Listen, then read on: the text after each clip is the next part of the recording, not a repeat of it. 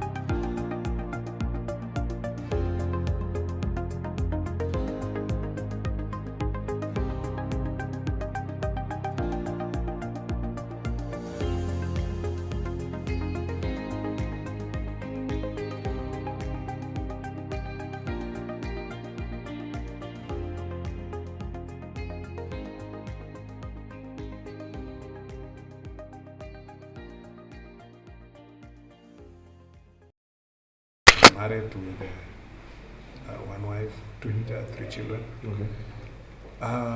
I'm also a Kenyan, a Christian, and I'm a lover of sports, and I love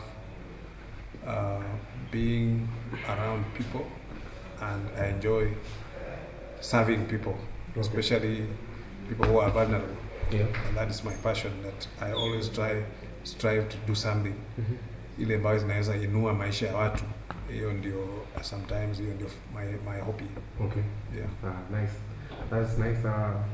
Hiyo ni kwa juu manze tuna expect manze the next governor atakuwa ni msichana involved sana na of course kusaidia wale ambao wazijisaidia. But second question comes on although the number of out of school children in primary school has declined in the county but still during the pandemic, how will you make sure that the children in Nairobi County will never miss school, and also how will they benefit from education through the county government? Kitu ya kwanza in English also. It's okay.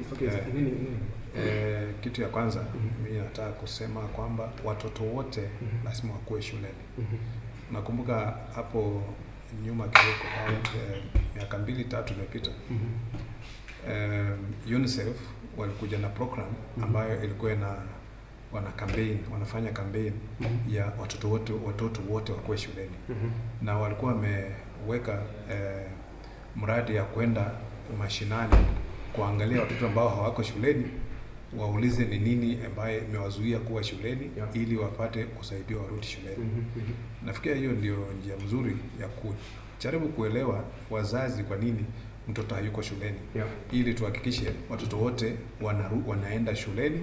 Na kama kuna shida, kama ni school fees ama kuna uniform ama kitu yote ambaye inafanya mtoto asiende shule, ili tuangalie njia ya kuwezesha mtoto aende shuleni. Because a lot of kids right now, especially in other regions in the county, bado kuna watoto hawako shule, so tungependa kujua hizo vitu ambazo ungewainulia na explain hapo vizuri. So the city needs to maintain its standards. What will you do about the street kids? Because Nairobi is a big city. Unajua hizi familia ambazo zinaishi katika streets kasa Nairobi na miji zingine, mara nyingi ni ukosefu wa ajira, mara nyingi ni wale watu pengine wamefurushwa kwa maboma zao, mara nyingi ni wale watu pengine hawana makao maalum. na kitu ya kuhakikisha, nakumbuka serikali ya Mheshimiwa Mwai Kibaki walipoingia walijaribu kutoa hawa hizi familia za barabarani na kuwapatia makao, na hao vijana hata wengine wakapelekwa mpaka NYS, wakapelekwa mpaka hata kwa jeshi, wengine wakaajiriwa, wakapata kazi, wakarudishwa shuleni. Na hiyo ilikuwa hiyo mfumo ingeendelea, nafikiria tungekuwa hatuna street children. Lakini unajua serikali zingine zinakuja na wanabadilisha ile mtindo, wanaachilia tena watu warudi barabarani, na wakati mwingine kuna watu wengine wana take advantage kwa sababu wanaona pengine wakiwa pale kuna mtu atajitokeza awafanyie jambo fulani. Na kuna watu wengine pia wanatumia jamii zao kwenda barabarani kutafuta ajira, wanatumia watoto sana sana watoto walemavu wanawatumia kwa barabarani ili wapate watu wa kuwasaidia hela hapa na pale. Kwa hivyo mimi nikiwa katika county government nitakuwa na system ya social service ambayo itaangalia masilahi ya hizi jamii ambazo hasina makao, ili tuone kama tunaweza jenga makao mahali fulani ya kuwapatia mahali pa kuishi kuliko kuwaacha kwa barabarani, kwa sababu shida za barabara haziwezi tatuliwa watu wakiwa barabarani. Na hao watoto pia wakiwa watu wazima watakuwa watu ambao wanaweza kuwa hatari sana kwa watu wa maana. Kweli. Okay, question number 4 is programs such as One Food program have been strengthening the Kenyan relationship through donations throughout the country and the county. Do you see value in these establishments and NGOs? There is value for that, because donations, they help the country to meet the shortfall of the food that we may not be having enough for the population. Number 2, that supply that the World Food Program gives also go a long way to help children, especially those who are in rural areas, in semi-arid areas, to provide them with the lunch programs that helps these children remain in school, because those areas sometimes life is very difficult, that they can go even several days without a meal. So with this kind of support from World Food Program, it brings stability and security in food security in the country, and it helps the government to maintain the population, especially those who are far off, that the government may not reach them very easily. And you find that area that we find some NGOs, some Red Cross groups, and others, they go to those areas and help to support these families in those very semi-arid or arid areas.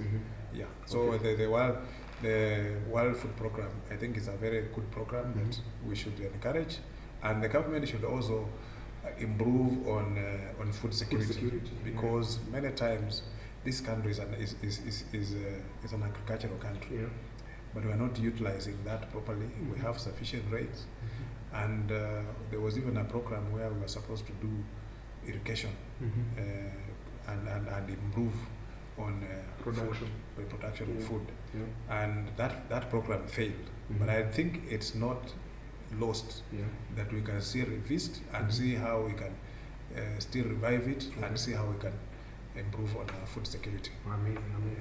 Food security is a very big issue when it comes to, of course, people living in the city. So that is one of the things that people want to know. And of course, a lot of Nairobians have had complaints about the health management system in the county. And what will Nairobi County, under your government, under your leadership, do to ensure that the health care is the very best in the country?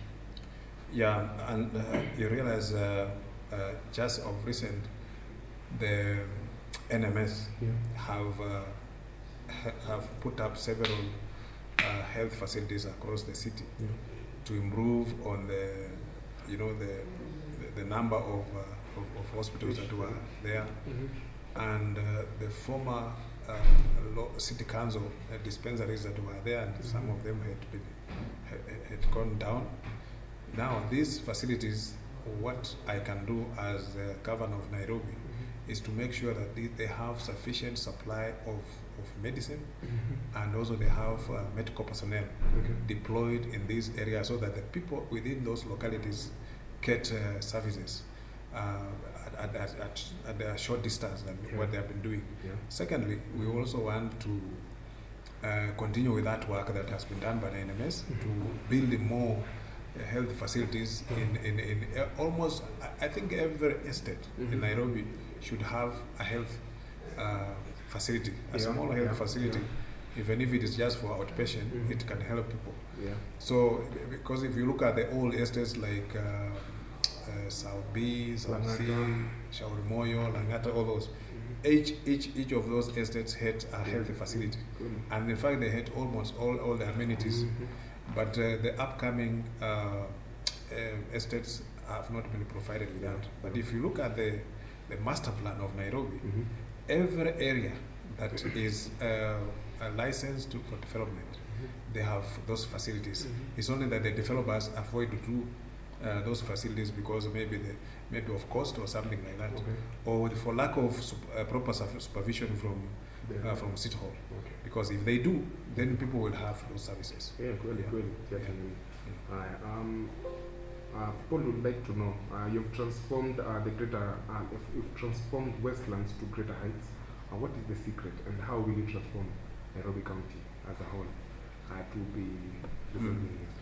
The secret is just being committed to your work, and also doing exactly what you promise people to do. Because I don't believe that anybody is given a job to go and do, to give a shoddy job. You must always do your best. You must deliver services. You must make yourself available and accessible to the people. And you must listen. You must listen to the voice of people, because sometimes when you listen, people will tell you their concerns, they will tell you their problems, and then you can see how you address them. Secondly, you also minimize the chances of corruption within your workplace, so that the resources you have are channeled properly to the proper programs that are assigned for the monies, so that we don't waste money on people who are not even appreciating anything. And there are people who you give a chance to serve people, and they end up embezzling funds. So those are the kind of things that you don't entertain. And by you not entertaining, you make sure you play clean yourself, so that you don't allow people to say, if the boss is doing it, so why can't I also do it? And you'll find, with that, you'll find it very difficult to supervise people working under you. That is very crucial, especially when it comes to working together with people that have the same mindset as you. Of course, tukiendelea manzi, number 7 ni nurturing talent is a very big deal, especially when it comes to the majority of the voters, which is the young people, the youth, 77% of us. And they'd like to know, how will you, under the Nairobi County government, make sure that a talent is nurtured to the best level, that we can also actually export talent to other countries and leagues? You know, one of the 4 pillars, one of the pillars in my manifesto is about nurturing talent, and also positioning Nairobi as an entertainment, city, so that we can now tap in the new ideas from these people. We provide a digital platform for the young people to become innovative, and also provide free Wi-Fi services to the city residents, so that they can explore, they can access internet easily. And the other thing is that, we have so much in Nairobi that has not been tapped. We have social halls that most of them have gone to have actually not been utilized properly. So we will just improve on this, positioning Nairobi as one of the richest. We want Nairobi to be like Lagos and or Mumbai, so that we can encourage people to invest, to start producing music, films, and all that. within the city of Nairobi, because we have the potential, we have the talent. Sometimes we shall provide the capital that can assist young people to nurture, to be nurtured into this talent, so that we tap into that. And we have done it even in Westlands here, a program called Talanta, Talanta Search, I think, where we provide opportunities for people to come and showcase where they can provide, and we have gone all the way up to the county level, and we saw the young people came out, and it was just amazing how they can in fact, one man, one gentleman who came and said he used to see his son trying to do some things, and he used to discourage him. But when he came to see him at the talent show, the boy became tops, and he was surprised that Kumbe, this is the thing that this boy was doing at home, and I was trying even to discourage him. Now he comes and discovers that this is the talent that he was trying to suppress, but the young man came out tops. So it's a lot of potential that we can actually tap. Okay, that is very necessary. Talanta kwetu inamaanisha a lot to us as the young people. And Talanta just positioning people, not just even in entertainment. We have sports, we have arts, culture, we have art, culture, and many others we can explore. And different communities have different things that they can be innovative and inventions. And also we can team up with the national government to improve on Bomas of Kenya, because that is a place, a cultural place that can have all cultural, events across the country, so that people can come on a particular day. You can set aside a day that people can come there and display all things they can bring from their communities to show the world what they can offer. Yes, cool. Okay. As we go on, the larger percent, which is the majority of the voters, the 77%, the youths are employed, and they have a very big challenge when it comes to getting jobs. What plans do you have to help curb the unemployment in the county? Yes, if we minimize or eliminate corruption in this country, we shall have enough opportunity to absorb our young people in our market, in our economic market, because many times we have people who have been who are coming out of college, and they come out there and they find that they cannot be absorbed in the market because the market is shrinking. The market, instead of growing, shrinking. We need to expand and open opportunities for investment. We need to open up and in fact reduce the cost of doing business in this country, and also create funds whereby young people who cannot be employed easily to access cheap credit facilities that can enable them invest in business or do something that can help them have an income generating activity. We also position ourselves to look beyond Kenya, because the economies now, the world is a small, a small village. We can look at other opportunities from other regions, whereby we can look at other cities that may require labor that we can easily supply. And we have seen many countries like these Middle East countries. We have seen countries even in Europe and in America and all that. Sometimes they lack some of these skills, some labor, and they just look for any opportunity to employ people. And you find, if we can find such opportunities, we can encourage our people to travel and go and explore those kind of adventures, and maybe they'll get opportunities to serve and make some living and bring money back home. And many countries are doing that. You find that the labor that is coming from outside is relatively much cheaper than the one that they have within their country. Okay, that is amazing. People should look forward then to your governorship. Yes.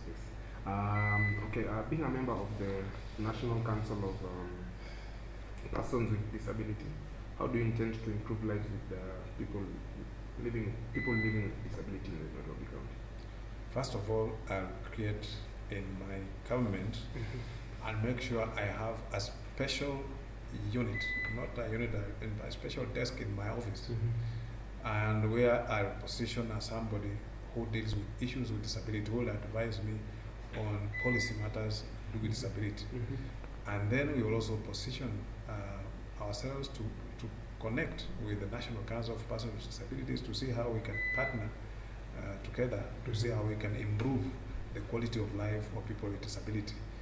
The other thing is that I will make sure that businesses, these small businesses like those centers where they put, especially at the stages, Vibanda, that they must always provide an opportunity for people with disability also to be given a chance to do business in those areas. You make them accessible and also create special facilities for them, that if we're having a market here, it should be accessible for them and they should always have a reservation for them. If it is like we used to have this market in Westlands, which was removed, those curio shops, and they say they wanted to do it in City Park. They can still do it, and they can reserve some space for people with disability. All what we want is that to remove this mentality that people with disability, their place is on the street to beg. We must remove that. We should give them dignity. They have human rights. We can, those who have not gone to school, we can encourage them to go to school. Those who want to go to college, we can encourage them to go to college. Those who have gone to school and have attained qualification, we must also look for opportunities to employ them and see how we can help them so that they don't leave, they are not left behind, because many times people explore them. People are misusing them, and that's why you see some people are permanently on the street, and because there are people who are doing business with them.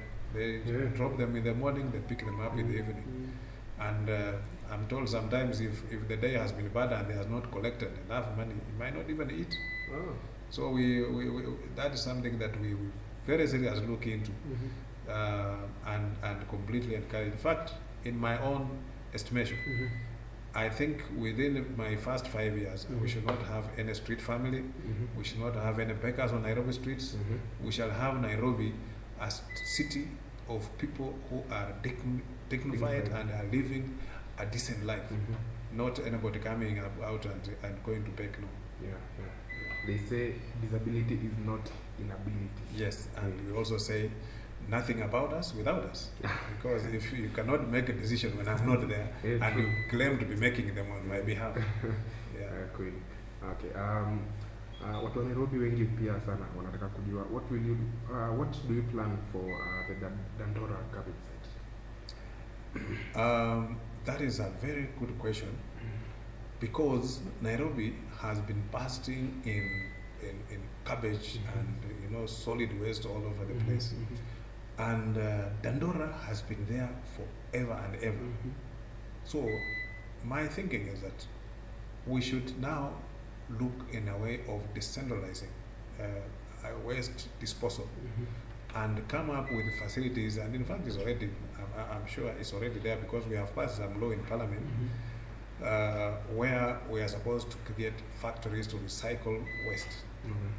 That waste is separated at the point of disposing them, and those who come and collect, they go and dispose them accordingly. If it is bottle, if it is metal, if it is paper, if it is what, those factories will be there so that they can recycle these things and use them for something else. They can use them. In other countries, they are using waste to generate electricity. They are using them to make fertilizer. They are using them to even make other products that people can use. So if we can now decentralize and say every region will have their own factory to recycle, you'll find at some stage there'll be no waste in Nairobi.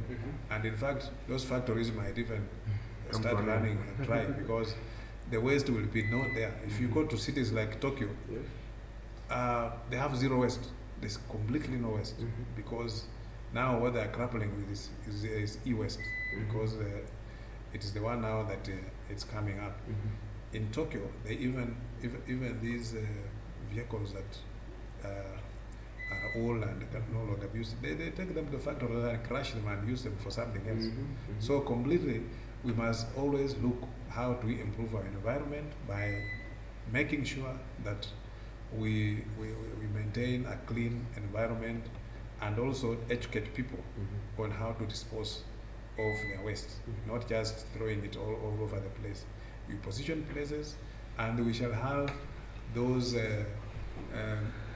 lorries available to come and collect takataka. And that's one of the things that we must do. And I realize that also the county government might not even have capacity to do that. Hey, you know what it is? It's Bad Idea Radio, keeping it live every day.